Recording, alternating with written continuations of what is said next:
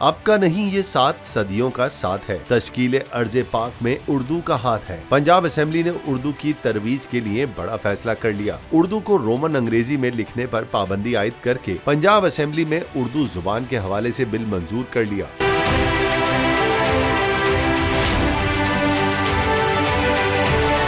तफसीलात के मुताबिक पंजाब में उर्दू को रोमन अंग्रेजी में लिखने पर पाबंदी आयद कर दी गई। पंजाब असेंबली के इजलास के दौरान उर्दू जुबान के हवाले से अहम बिल मंजूर कर लिया गया। पंजाब असेंबली का इजलास डिप्टी स्पीकर वासिक कयूम अब्बासी की सदारत में हुआ। पंजाब असेंबली ने उर्दू जुबान के हवाले से बिल मंजूर कर लिया। बिल के तहत हर जगह उर्दू जुबान को उर्दू अल्फाज में ही लिखा जाए। उर्दू को रोमन अंग्रेजी में लिखने पर पाबंदी आयद कर दी गई।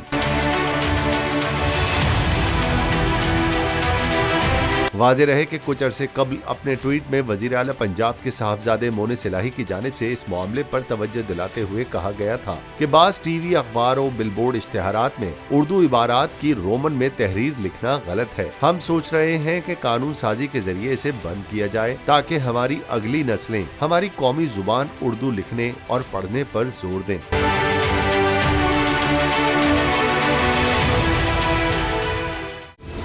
सबसे बड़ी कवरेज, सबसे बड़े पैनलिस्ट, हमने तो बड़ी PMLN के वार सहे, वो भी बिला वजह। सबसे ज्यादा रिपोर्टर्स। इलेक्शन कमीशन की जानिब से कोई इंतजाम इतने अच्छे तरीके से नहीं किए गए।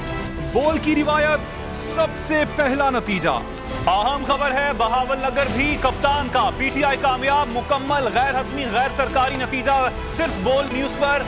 लम्हा बा लम्हा इलेक्शन की खबर सिर्फ बोल पर। सब्सक्राइब करें और बेल दबाएं ताकि कोई खबर रह न जाए।